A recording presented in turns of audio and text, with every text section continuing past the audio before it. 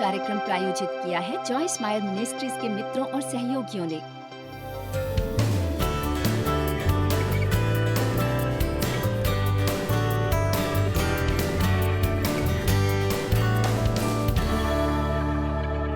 एक अध्याय जो लिविंग करेजियसली पुस्तक में है वो है सही और गलत डर। दूसरा एक फोबिया या भय के विषय में है। आज हम उन दोनों के विषय में बात करेंगे। हमें सही भय कैसे हो सकता है? शायद ये डर स्वस्थ है कि अपना हाथ आग में डालने से डरना। ये डर स्वस्थ है कि अगर पानी आपके सिर के ऊपर है और आप तैरना नहीं जानते तो पानी से बाहर कूद जाना। बहुत सी ऐसी स्वस्थ चीजें हैं और ये भी स्वस्थ है परमेश्वर के प्रति श्रद्धा पूर्वक भय रखना। वास्तव में मेरा भरोसा है कि हमने ईश्वर के भय के विषय में ज्यादा नहीं सुना। आपको उससे डरना नहीं चाहिए। वो गुस्सैल परमेश्वर नहीं है। हालांकि वो गुस्सा हो सकते हैं, वो गुस्सा नहीं है। आपसे प्रेम करते हैं, आपके लिए अच्छी चीजें चाहते हैं, और तब जब आप भूल करते हैं या गलत चीजें करते हैं, आपको परमेश्वर से डरना नहीं चाहिए। वो श्रद्धापूर्ण डर और भय आदर से भरपूर है, जो बताता है कि परमेश्वर सबसे शक्तिशाली हैं, सब जानते हैं, पूरी तरह से अच्छे हैं। मैं उनका इतना आदर करना चाहती हूँ।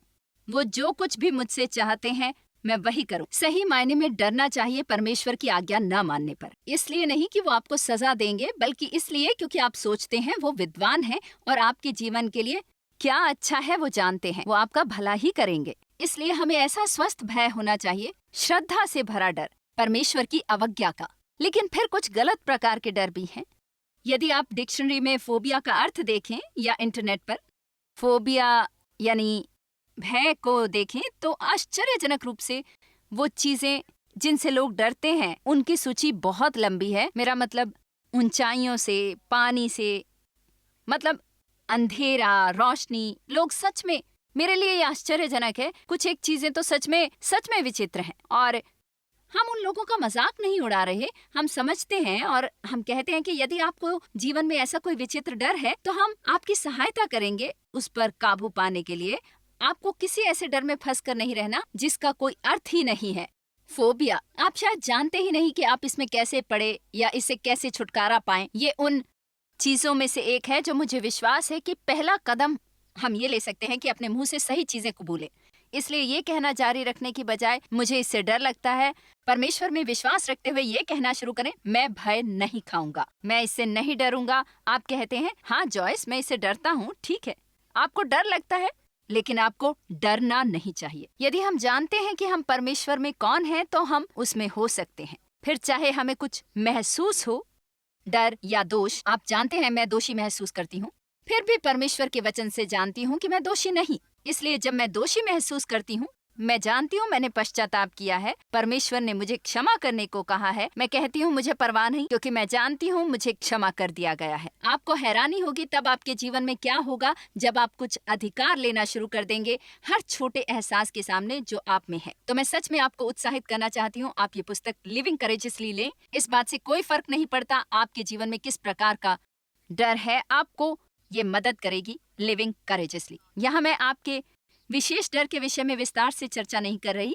लेकिन डर का एक मूल सिद्धांत है। यदि आप सीखें कि डर से चीजें कैसे करें और इसका सामना कैसे करें, एक चीज निश्चित है, आप डरते हुए डर पर हावी नहीं हो सकते। आप कभी डर पर हावी नहीं हो सकते। उससे भागकर या उससे दुबक कर विजय पाने का एक ही तरीका है, आगे बढ़कर उसका सामना करो और जो कुछ भी करने की जरूरत हो वो करो, चाहे डर कर ही करना पड़े। कैसे सीखें कि परमेश्वर को कैसे सुने? अनुभव से। आप जानते हैं कैसे सीखें कि आत्मा द्वारा कैसे आगे बढ़े, बाहर निकलें। ओह, वो परमेश्वर नहीं था। पता मैंने कैसे पता लगाया कि मुझे क्यों संस्था में काम करने के लिए बुलाया गया था? मैंने ऐसी चीजें शुरू की। उनमें से एक था सेंट लुइस के शहर के रास्तों पर अपने चर्च के एक ग्रुप के साथ शनिवार की सुबह समाचार की प्रतियां बांटना, 3 बच्चों के बावजूद, जबकि मुझे इससे नफरत थी। मैं इसे ठंड में रहकर करना नहीं चाहती थी। मैंने लोगों के नकारने का आनंद लिया। फिर मैंने काम किया नर्सरी में। वो भी 2 हफ्ते ही चला। बच्चे भी समझ गए, मैं भी समझ गई कि ये मेरे लिए नहीं था।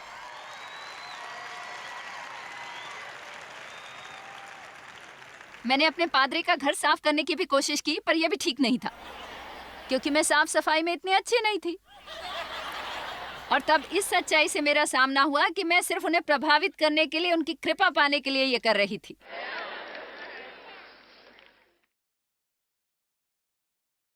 लेकिन फिर मैंने पढ़ाना शुरू किया, क्योंकि दूसरों को क्या करना चाहिए मुझे ये बताना पसंद था।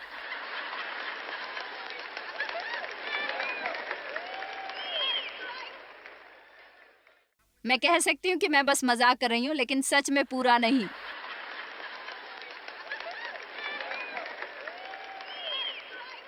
देखिए, यदि आपको अध्यापक होने के लिए चुना गया है, आपको दूसरे लोगों को निर्देश देने में आनंद आना चाहिए। यह गलत नहीं, बशर्ते दूसरों को काबू ना करें। परमेश्वर हमसे क्या कह रहे हैं ये जानने के लिए बाहर निकलिए। कदम बढ़ाने से डरिए मत, गलती से डरिए मत। दुनिया में सबसे बुरी बात जो आपके साथ कभी भी हो सकती है वो ये है कि कोई गलती ना करना, और सभी इसे जानते हैं। इससे अच्छी बात क्या होगी कि साफ, स्पष्ट और साहसपूर्वक कहें मैंने गलती की है। कोई तुम्हें मार नहीं देगा। मैंने सोचा था मैं परमेश्वर से सुन रही थी, लेकिन ऐसा नहीं था। मैंने गलती की थी, मैं गलत थी। ये चीज करना मेरे लिए गलत था, और इसे फिर से ना करने के लिए जीवन में सबक की तरह इसका इस्तेमाल किया। मुझे यहोशू का पहला अध्याय बहुत पसंद है। सबसे पहले वो वचन 2 से शुरू करता है, और वो यहोशू से कहता है जिसका मूसा का स्थान लेने के लिए अभिषेक किया जाना था। मूसा मर गया। यहोशू पहले से जानता था, क्योंकि वे 30 दिन से उसका मातम मना रहे थे, लेकिन ये एक बयान जैसा था। चीजें अब बदलने वाली हैं। वो हो चुका, लेकिन यहोशू ये क्या था अभी नहीं जानता था। सो अब तू उठ, कमर बांध। यही सबसे पहली चीज आपको करनी चाहिए कि उठो। और सबसे पहले आपको उठना है अंदर से। आपको कुछ पवित्र रूह मिलती है। आप अंदर से उठते हैं और स्वयं से वार्तालाप करते हैं। मैं यूं ही आलस में पड़े हुए पूरा जीवन उद्देश्यहीन मनुष्य बनकर नहीं रहूंगा। परमेश्वर के पास मेरे लिए कुछ करने को है। मैं दूसरे लोगों द्वारा अपने जीवन को चलाने देने से थक गया हूँ। मैं डरने से थक गया हूँ। अब मैं उठूंगा और मैं डर का सामना करूंगा। मैं जीने योग्य जीवन को जीऊंगा। और ये कोई और आपके लिए नहीं कर सकता, आपको ही करना है, अपने आप। हर किसी के अंदर कुछ होता है, और यदि वे अपने भीतर गहराई से उतरकर इसे पालें तो वे आश्चर्यजनक रूप से सफल होंगे। पर वे जो कभी अपने अंदर पहुंचकर इसे नहीं पकड़ पाते, कुछ नहीं कर सकते।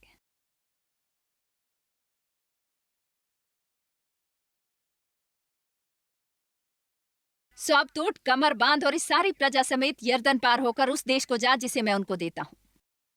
और वचन 3 तो मुख्य वचन का मूल है, अर्थात जिस स्थान पर तुम पांव धरोगे वो सब मैं तुम्हें दे देता हूँ। वो सब मैं तुम्हें दे देता हूँ। अब देखिए, परमेश्वर कह रहे हैं पहले भी तुम्हें कहा था कि वो धरती तुम्हारी है। परमेश्वर ने पहले ही आपके लिए निर्णय ले लिया है। उनके पास आपके लिए एक अच्छी योजना है। वो पहले ही निर्णय ले चुके हैं। उन्होंने यीशु को भेजा, जिसने कहा चोर, शैतान केवल मारने, चुराने और नाश करने के लिए आता है, लेकिन मैं आया कि तुम जीवन का आनंद लो और इतना बहुतायत में पाओ कि वो छलकने लगे। परमेश्वर ने पहले ही निर्णय ले लिया है। तो हम क्यों इंतजार कर रहे हैं कि हमारा भविष्य कैसा होगा? मैं जानती हूँ मेरे विचार और योजनाएं जो आपके लिए हैं, आपके कल्याण के लिए, जिनका नतीजा अंत में आपके लिए अच्छा होगा। परमेश्वर चाहते हैं हम निडर और साहसी बने ताकि डरे नहीं। तो वे अपना कार्य कर चुके हैं। उन्होंने कहा मैंने तुम्हें धरती दी है। अब वो कहते हैं हर वो स्थान जिस पर तुम पांव रखोगे। तो संदेश क्या है? ये सब तुम्हारा है, जाओ इसे ले लो।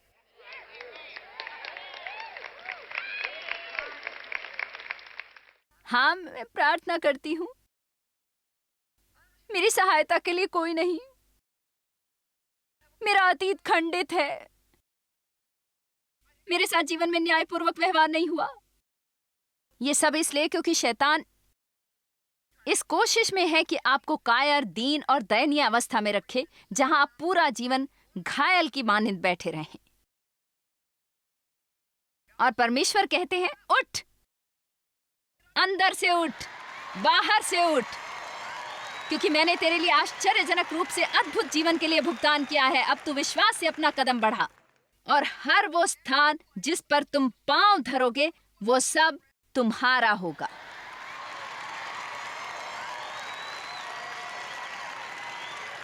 परमेश्वर को व्यक्तियों का सम्मान नहीं, उसके कोई चहेते नहीं। लेकिन मेरे ख्याल से परमेश्वर साहसी लोगों के प्रति उत्साहित हैं, वो उन्हें इनकार नहीं करते। आपने मुझे सुना? साहसी लोग जो कहते हैं मैं परमेश्वर की दया से अभिभूत और उनकी सहायता से वैसा ही होऊंगा जैसा परमेश्वर चाहते हैं। मैं अपने अतीत में जकड़ा नहीं रहूंगा, दूसरे लोगों को अपने जीवन पर हुकूमत नहीं करने दूंगा, मैं तुम्हें मेरे लिए सोचने नहीं दूंगा, मैं अपने लिए क्या सोचता हूं मैं तय करूंगा।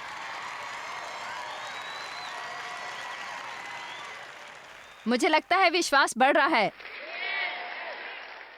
आपको अंदाजा है कि इस पागल दुनिया का जिसमें आज हम रहते हैं क्या होगा यदि हर कोई जो अपने को ईसाई कहते हैं वास्तव में उसी के अनुसार काम करें तो? मतलब हम अपने संसार की काया पलट होते देखेंगे और ये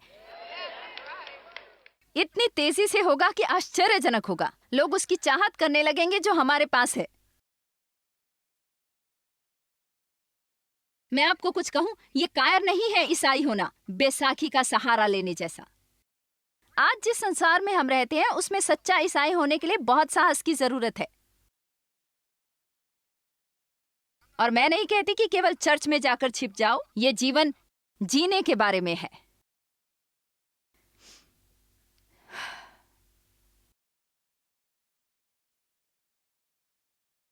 वचन 5, तेरे जीवन भर कोई तेरे सामने ठहर ना सकेगा। जैसे मैं मूसा के संग रहा वैसे ही तेरे संग भी रहूंगा, और न तो तुझे धोखा दूंगा और न तुझको छोड़ूंगा। हर एक वचन में बहुत सबक है। मतलब मूल रूप से क्या आप कल्पना कर सकते हैं कि यहोशू को कैसा लगा होगा जब उससे कहा गया कि उसे मूसा का स्थान लेना है? जैसे ये मजाक कर रहे हैं। मूसा? मूसा?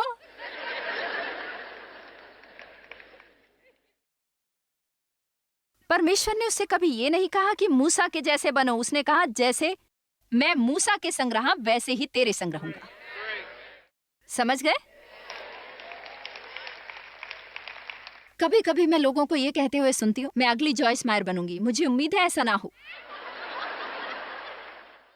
आपका लक्ष्य मेरी तरह या किसी और की तरह बनना ना हो। अगर मैं एक अच्छा उदाहरण हूं तो बहुत अच्छा होगा, लेकिन यदि आप सच में कुछ करना चाहते हैं तो कहें मैं उससे बढ़कर करना चाहता हूं। मुझे यिर्मयाह अध्याय 1 वचन 4 बहुत पसंद है। तब यहोवा का ये वचन मेरे पास पहुंचा। देखो, परमेश्वर अपने लोगों से बात करते हैं।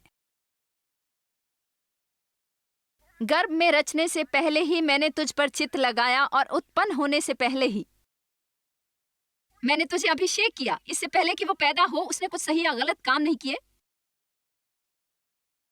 परमेश्वर ने कहा तू मेरा आदमी है, और तेरे उत्पन्न होने से पहले मैंने तुझे अलग किया और तेरा अभिषेक किया, और मैंने तुझे जातियों का भविष्यवक्ता ठहराया। यदि परमेश्वर का हाथ आप पर है और आप कुछ और करने की कोशिश में अपना समय गंवा रहे हैं और सोचते हैं कि आप ये करके खुश हैं,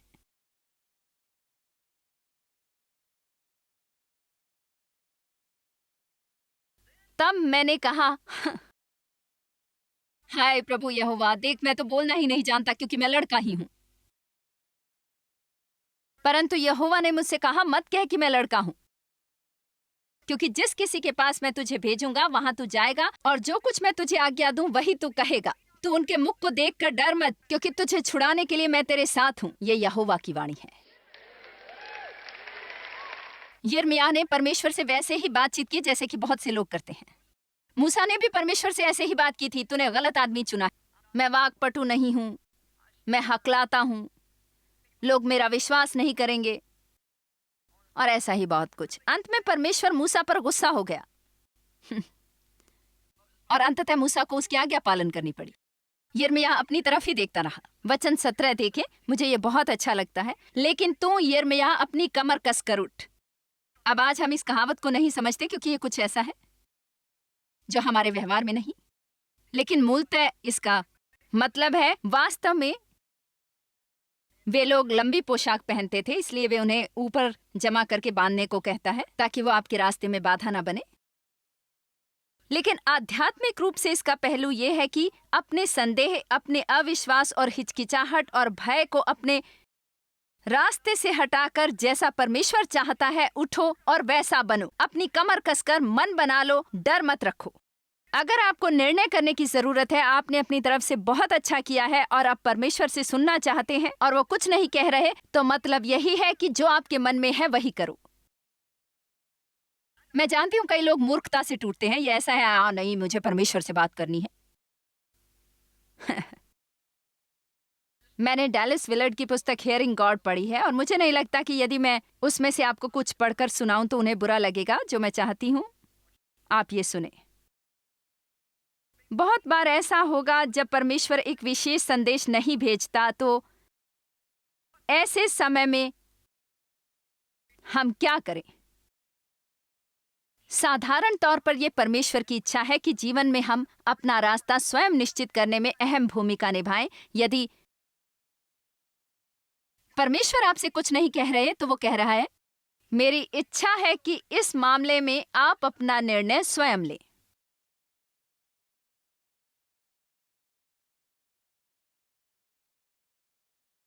तो आपको इसे सच मानने में भी डर लगता है। आप जानते हैं, मैं लोगों को देखकर बहुत सीखती हूं। देखिए, जब ऐसा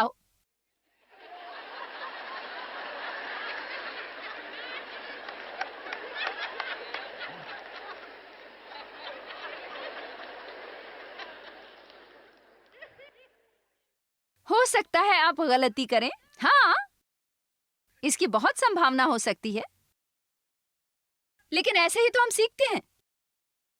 ऐसे ही हम सीखते हैं शांति का पालन, बुद्धि का पालन सीखते हैं। सामान्य ज्ञान का इस्तेमाल करें, परमेश्वर के शब्द को जानें, दरवाजे को जोर से ठोकर ना मारें, धीरे से दबाएं और देखें कि वो खुलता है क्या। अय्याशी के कामों में ना पड़ें। यदि आप जो भी करने की कोशिश कर रहे हैं उसके बारे में निराश हैं, तो शायद परमेश्वर कह रहे हैं मेरा हाथ इसमें नहीं है। लेकिन हमें तो लगता है दूत आएंगे, तुरही बचेगी, कोई आकर हमें शाबाशी देगा, कोई आएगा हमारे लिए। अभी हाल ही में मैं एक छोटे से समारोह में थी। एक स्त्री ने कहा, ओ मुझे अभी 2 घंटे पहले ही यहाँ आने का निमंत्रण मिला और मैं यहाँ हूँ क्योंकि आज आप मेरे साथ बात करेंगी। मुझे सहन नहीं होता ये जब लोग मेरे साथ ऐसा करते हैं। मेरे पास कोई जादू का बटन नहीं है। आप जानते हैं कि मैं बस, ओ परमेश्वर ये चाहता है कि आप करें। क्या आप जानते हैं लोग जो आपसे कहते हैं कि वे करते हैं? मैं ये नहीं कह रही कि परमेश्वर अपना वचन लोगों द्वारा नहीं देता, लेकिन आप जीवन भर इस पर निर्भर नहीं रह सकते। आप ये करना नहीं चाहते और फिर भी कोई आपको सलाह देता है तो उसको जांच लें, उसके फल को जांच लें। अगर ये आपकी आत्मा को स्वीकार नहीं तो कहिए नहीं, मैं अफ्रीका नहीं जाना चाहता क्योंकि आप ये चाहते हैं। मेरी इच्छा है कि इस मामले पर आप स्वयं निर्णय लें। सुनिए, परमेश्वर हमें नेतृत्व करने के जीवन के लिए तैयार कर रहे हैं। कितना नीरस होगा अगर हम स्वयं को स्वयं के जीवन में शामिल नहीं कर सकते। अगर हमें हर समय किसी दूसरे का इंतजार करना है, भले ही वो परमेश्वर हो, हमें हर समय उनका इंतजार करना होगा। जानते हैं, बच्चे जब छोटे होते हैं हम उन्हें कहते हैं ये मत करो, वो मत करो, ये करो, ऐसा करो, वैसा करो। पर अगर बड़े बच्चों के साथ भी ऐसा करना पड़े तो मुझे ये थका देगा। देखिए, परमेश्वर चाहते हैं कि हम उसका मन जानें और उसका काम करें। आप हर चीज के लिए प्रार्थना करते हैं, अपने तरीके परमेश्वर के सामने रखते हैं, हर उस चीज को बदलने को तैयार होते हैं जो परमेश्वर कहते हैं।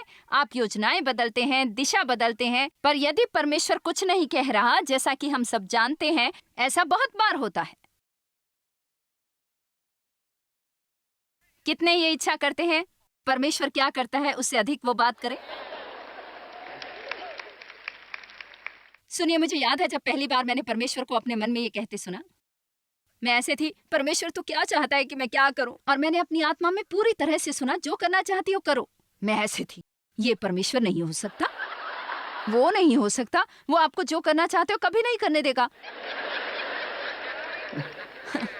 अच्छा, मैं आपसे पूछती हूँ, अगर उसने अपना हृदय हमें दिया है और अपनी आत्मा हमें दी है, तो ये कौन कहता है मैं सच में अपने लक्ष्य में जो महसूस करता हूं वो परमेश्वर का हृदय नहीं? हमारे में मसीह का मन है, हमें एहसास है, विचार है और हमारे उद्देश्य उसके हृदय के हैं। हम उससे जुड़े हैं। आमीन। यही है परमेश्वर के साथ मिलन का मतलब। हम अंदर से उससे जुड़ गए हैं, आदी हो गए हैं। हमें हर समय उसके वचन नहीं चाहिए। हम आत्मा का पालन करते हैं, शांति का पालन करते हैं, बुद्धि का पालन करते हैं। परमेश्वर को धन्यवाद दें उसके उन खास वचनों का। मुझे वो हर समय मिलता है, लेकिन बहुत बार मुझे नहीं भी मिलता। कभी ये ना सोचें कि परमेश्वर आपकी अगुवाई करेंगे यदि आप उसका वचन नहीं जानते। मैंने कहा कभी ये ना सोचें कि यदि आप परमेश्वर का वचन नहीं जानते तो आप इस योग्य नहीं हैं कि उसका अनुसरण करें, और ये सोचें कि आप उसकी आवाज सुन सकते हैं। परमेश्वर का वचन हमारा सुरक्षा कवच है यहाँ। परंतु परमेश्वर का वचन मुझे ये नहीं बताता कि मैं कौन सी कार खरीदूं, किससे विवाह करूं, मकान खरीदने के लिए कौन सा सही समय है। परमेश्वर का वचन मुझे ये चीजें नहीं बताता। परमेश्वर मुझे जीवन के वो निर्णय खुद लेने को कहते हैं। वो मुझे ज्ञान के आधार पर निर्णय लेने देता है, सामान्य ज्ञान के आधार पर, शांति के आधार पर। परमेश्वर चाहते हैं आप अपने स्वयं के जीवन में शामिल हों, निर्णय लेने से डरे नहीं, दोहरी मनोदशा में न रहें, परमेश्वर को सुनने का हर प्रयत्न करें। फिर भी यदि आपको निर्णय लेने के लिए जरूरत है, आपने अभी तक सुना नहीं, निर्णय लीजिए कुछ करने का, क्योंकि निर्णय लेने से या तो आप पानी पर चलेंगे या डूब जाएंगे।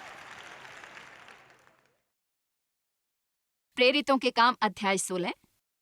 मैं आपको दिखाना चाहती हूँ कि चेले कैसे रहते थे। और पौलुस और सिलास फ्रिजिया की सीमा से गुजर रहे थे। फ्रिजिया की। अगर कोई मुझसे ज्यादा होशियार है तो मुझे इसका उच्चारण बता दे। और मैं अभी भी गलत कर रही थी और उसे कहना पड़ा नहीं, रेफ्रिजरेटर सोचो फ्रिजिया, क्योंकि मैं शायद बोल रही थी परिगिया। देखिए परमेश्वर मुझे इस्तेमाल कर रहे हैं।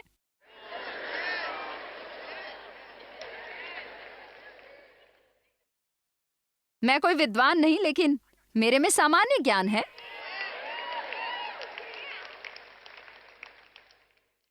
पौलुस और सिलास फ्रुजिया और गलातिया देशों में से होकर गए और पवित्र आत्मा ने उन्हें एशिया में वचन सुनाने से मना किया। अब इसका मतलब क्या हुआ? मतलब परमेश्वर ने उन्हें जाने से मना किया? नहीं, मेरा मानना है कि उन्होंने जाने की कोशिश की परंतु सफल नहीं हुए। आप ऐसे हो? और उन्होंने मिसिया के निकट पहुंचकर बितूनिया में जाना चाहा। मैं शायद उन सभी को भी सलीब पर चढ़ा रही हूँ, लेकिन यीशु की आत्मा ने उन्हें जाने ना दिया। उन्होंने जाना चाहा पर परमेश्वर ने जाने ना दिया। फिर उन्होंने कुछ और करना चाहा और परमेश्वर ने उन्हें मना किया। पवित्र आत्मा ने उन्हें रोक लिया।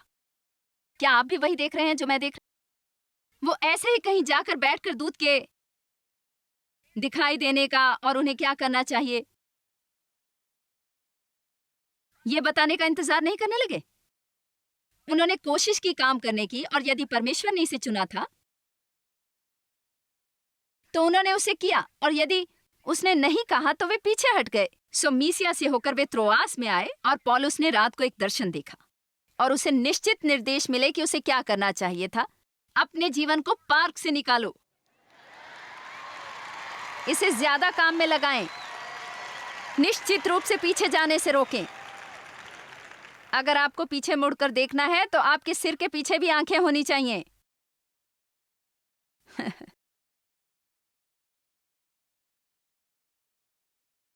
अपने जीवन को काम में लगाएं और कहें, ये कहना शुरू करें, मैं इन डरों का सामना करूंगा। मैंने अपनी तरफ से बेहतरीन किया है कि परमेश्वर को सुन सकूं। मैंने उसका इंतजार किया, मैंने उससे दिशा मांगी, और अब मैं उस दिशा में कदम बढ़ाऊंगा जिसे मैं अपने मन में सही महसूस करता हूं, और एक बच्चे जैसा छोटा कदम ले। आप जानते हैं आपको डाइविंग बोर्ड से गहरे में छलांग नहीं लगानी है, सिर्फ पानी में चलना है, पता है?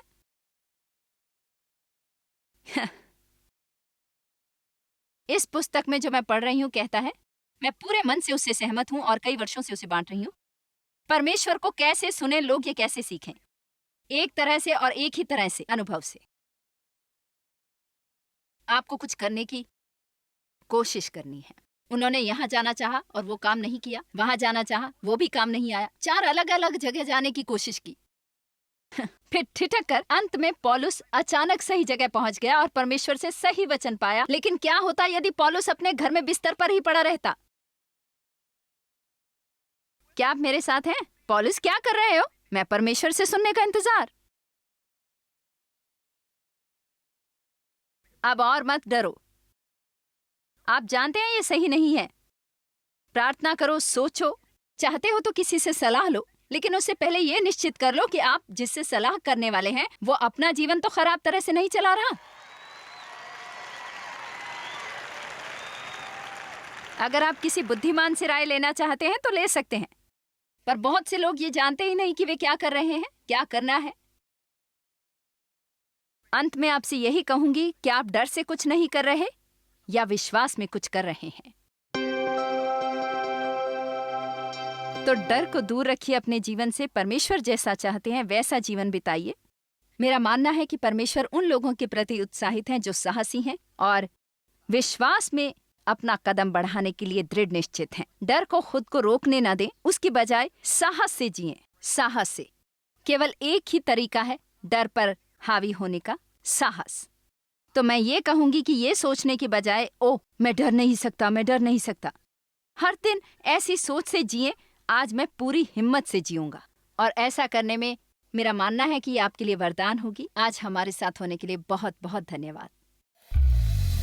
जॉयस मायर मिनिस्ट्रीज में आप हमारे लिए बहुत ही कीमती हैं। जितना कि आप जानते हैं, हम आपकी सराहना करते हैं और इस सेविकाई को दुनिया भर में संभव बनाने के लिए हम अपने दोस्तों और सहभागियों को धन्यवाद देते हैं। हम साथ मिलकर भूखों को खाना खिलाते हैं, गरीबों को कपड़े देते हैं और कई देशों में सुसमाचार बांटते हैं। अपना प्रार्थना निवेदन भेजने के लिए कृपया आज ही संपर्क कीजिए। हमारे स्रोतों के बारे में और भी जानिए। जॉयस की सभाओं की सूची देखिए हमारे साथ सहभागी बनने के लिए, क्योंकि हम दुनिया भर में मसीह के प्रेम को बांटते हैं।